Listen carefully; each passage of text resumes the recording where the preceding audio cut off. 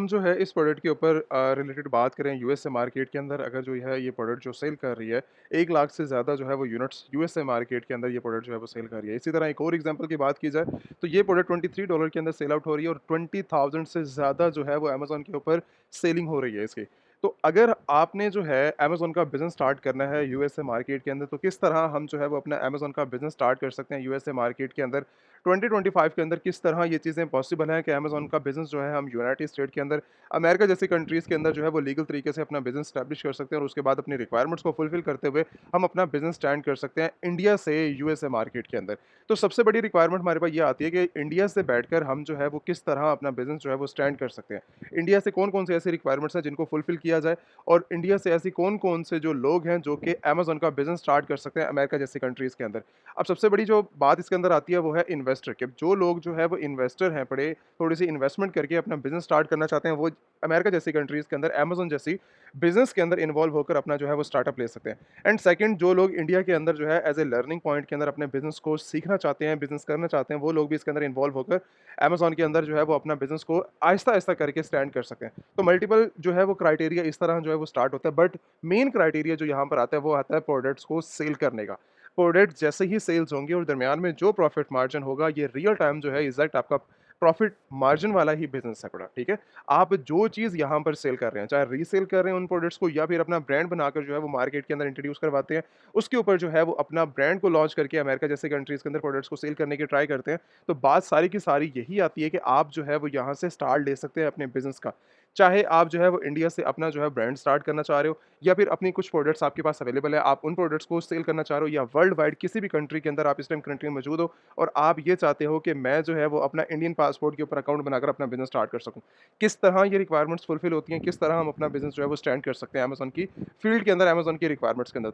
तो आज इसी टॉपिक को देखते हुए हम जो है आज बात करेंगे कि अमेज़न के अंदर 2025 के अंदर ड्रॉप शिपिंग किस तरह जो है वो बिज़नेस स्टार्ट होता है यूएस मार्केट के अंदर। पहले ड्रॉप शिपिंग को जो है वो आपको डिटेल के साथ समझना चाहिए कि बेसिक लेवल के ऊपर ड्रॉप शिपिंग है क्या और ये काम किस तरह करती है अमेज़न की फ़ील्ड के अंदर। अगर ड्रॉप शिपिंग के रिलेटेड बात की जाए तो ये थर्ड पार्टी जो है वो सोर्स के थ्रू आप जो है वो प्रोडक्ट्स को सेल करते हैं। लाइक जैसे ही टॉप सेलिंग ब्रांड्स हैं अमेज़न के ऊपर, ठीक है? अब ये मान लें ये एक प्रोडक्ट है बड़ी जो कि 1 लाख यूनिट सेल आउट कर रही है। अगर आप इसको रीसेल करना चाहते हो तो थर्ड पार्टी जो भी आपको होलसेलर, डिस्ट्रीब्यूटर, मैन्युफैक्चरर उनकी परमिशन से आप इन जैसी प्रोडक्ट्स को रीसेल कर सकते हैं। किसी और के ब्रांड को जो कि टॉप सेलिंग ब्रांड्स हैं, आप उनके ब्रांड्स को रीसेल कर सकते हो मार्केट के अंदर आकर। तो ये आसानी के साथ बिज़नेस स्टार्ट होने वाला जो है वो बिज़नेस है। आप इसको बहुत आसानी के साथ अपना जो है वो बिज़नेस स्टार्ट कर सकते हो। चाहे वो लाइक अपनी कुछ क्वांटिटी बाय करके अमेज़न वेयरहाउस के अंदर आप शिफ्ट करो, एज़ ए एफबीए ले लो उस बिज़नेस को या फिर एज़ ए एफबीएम रहते हुए आप जो है वो ड्रॉप शिपिंग कर सकते हो अमेज़न के ऊपर, ठीक है? अच्छा, अब इसकी जो है वो सबसे बड़ी रिक्वायरमेंट्स क्या हैं बड़ी? अमेज़न बिज़नेस स्टार्ट करने के लिए हमारे पास जो है वो रिक्वायरमेंट्स का होना भी बहुत ज़्यादा इंपॉर्टेंट है। अब रिक्वायरमेंट्स हमारे पास सबसे बड़ी जो रिक्वायरमेंट आती है वो है हमारा सेलर सेंट्रल।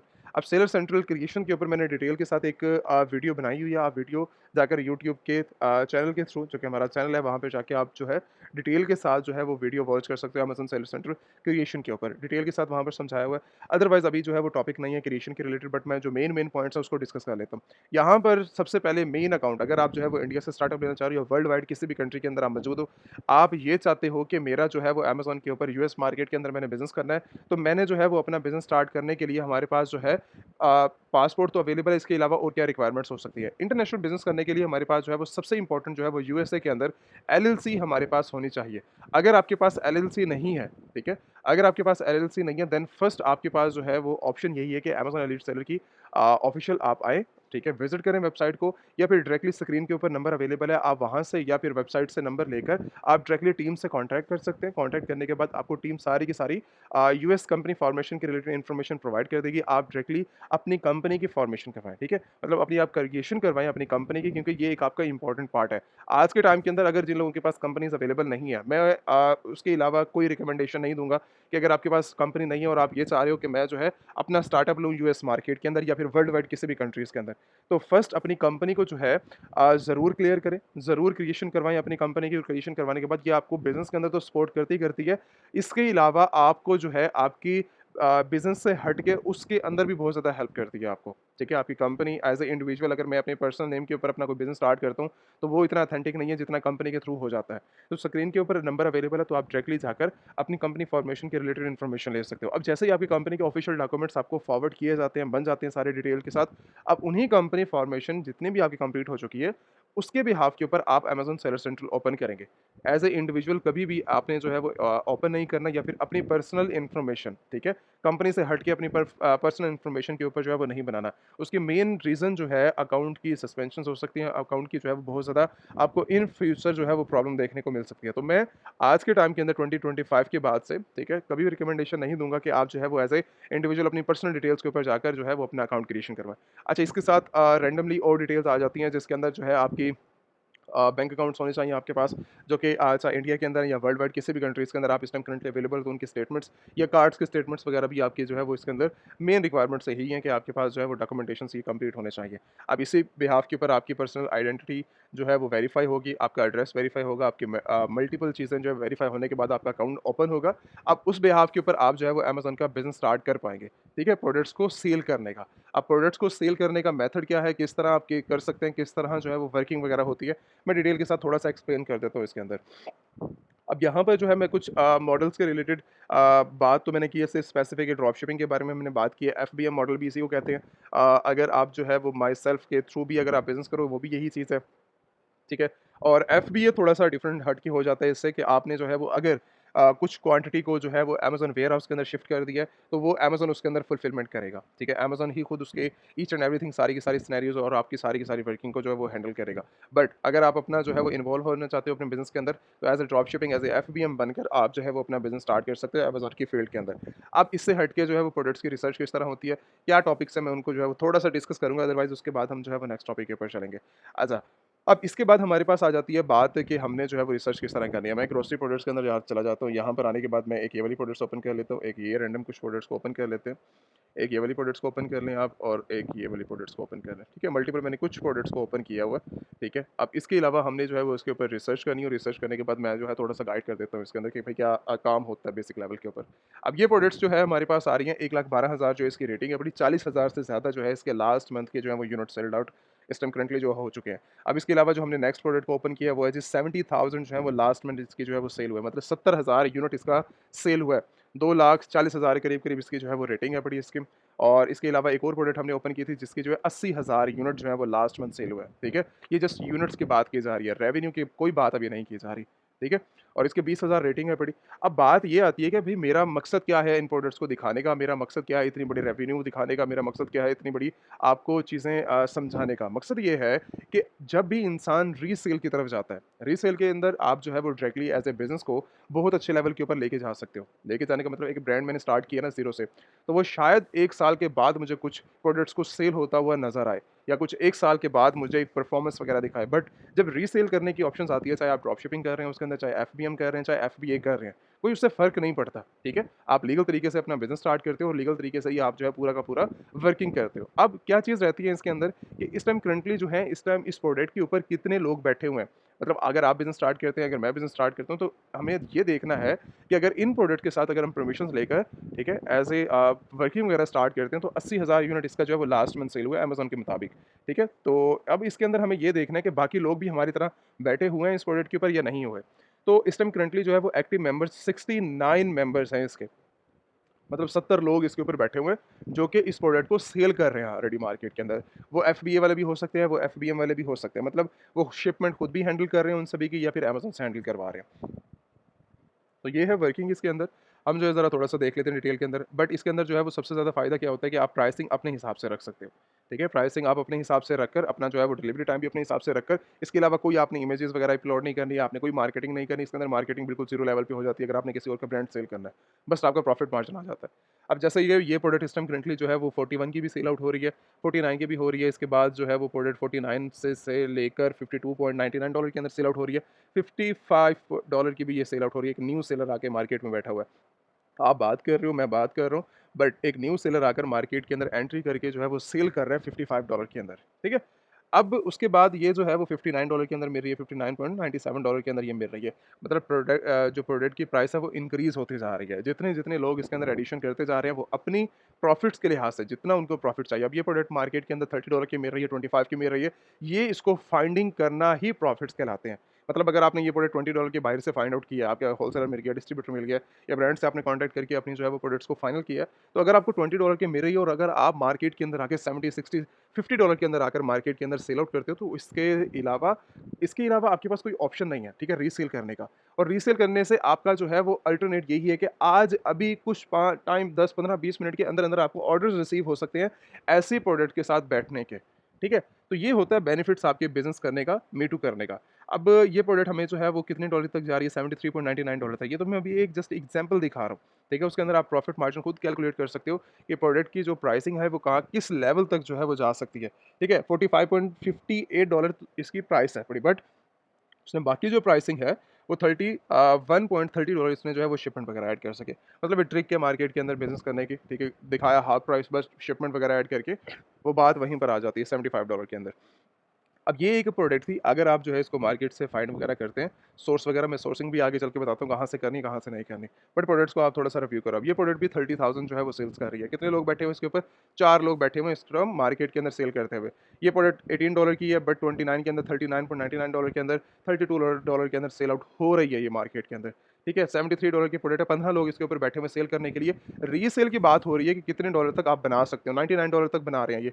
$73 की प्रोडक्ट लगी हुई है फ्रंट के ऊपर, बट $103 तक आपकी ये जो है वो प्राइस जा रही है, ठीक है? आप सेल कर सकते हो, रीसेल कर सकते हो मार्केट के अंदर एज़ अ बिज़नेस को, और रीसेल करने के बाद आप इन जैसे प्रोडक्ट के साथ एक मल्टीपल, मतलब आपके साथ जब अपना कंपनी अकाउंट जब ओपन करते हो, तो आपके पास लिमिटेशंस नहीं है। यहाँ पर आपके पास लिमिटेशंस आती ही नहीं है।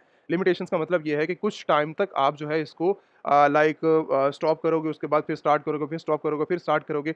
तो इसके अंदर जो है आपके पास जब आप कंपनी अकाउंट्स को ओपन कर लेते हो, कंपनी जब अपना जो है वो स्टार्टअप लेते हो आप, उसके अंदर कोई लिमिटेशंस नहीं है। एज़ अ इंडिविजुअल के अंदर तो लिमिटेशंस हैं, but as a company accounts के अंदर जो है वो लिमिटेशन नहीं है। आप उसके अंदर जो है वो एज़ ए मतलब लॉन्ग टर्म बिज़नेस स्टार्ट करके अगर आपको जो है 20,000 का, 30,000 का, 50,000 का, 80,000 का, 1 लाख का बिज़नेस चाहिए, 1 मंथ के अंदर या 15 डेज़ के अंदर-अंदर वो आपको मिल सकता है एज़ अ रीसेल करके, ठीक है? साथ आप अपना जो है वो ब्रांड को भी लॉन्च कर सकते हो। डिपेंड वो आपके ऊपर करता है। अब करना क्या है, फर्स्ट रिक्वायरमेंट आपकी सेलर सेंट्रल की होती है, उसके बाद आपकी बात आती है आपकी कंपनी की, ठीक है?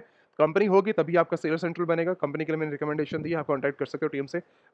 टीम आपको सारा का सारा जो है वो इसके रिलेटेड गाइड कर देगी, स्क्रीन के ऊपर नंबर है। एंड सेकंड चीज़ जो है इसके अंदर इंक्लूडेड है कि आपने जो है सोर्स कहाँ से करना है, मतलब सोर्स होती क्या चीज़ है। अब सोर्स अगर जब मैं यूएसए प्रोडक्ट्स को सेल करने की बात करता हूँ, तो यहाँ पर एक मैं शीट फॉरवर्ड कर देता हूँ। यहाँ पर 3200 की होलसेलर सप्लायर की वेबसाइट सारी की सारी अवेलेबल है, ठीक है? ये शीट्स आपको जो है वो डायरेक्टली वेबसाइट से जो है वो मिल जाएँगी, ठीक है? आप वेबसाइट से जाके डाउनलोड कर सकते हो, ठीक है? और आपको आसानी के साथ ये शीट मिल जाएगी जिसके अंदर 3200 जो है वो सारी की सारी, मतलब 3000-3500 आपके पास सेलर अवेलेबल है, होलसेलर्स अवेलेबल है, ठीक है? जो कि आपको आपके बिज़नेस के अंदर बेनिफिट्स देंगे प्रोडक्ट्स को सोर्स करने के लिए। अगर आपको समझ आती है, आप उनके साथ जाकर उनकी प्रोडक्ट्स को फाइंड आउट करके अमेज़न के ऊपर आकर आप रीसेल स्टार्ट कर सकते हो, ठीक है?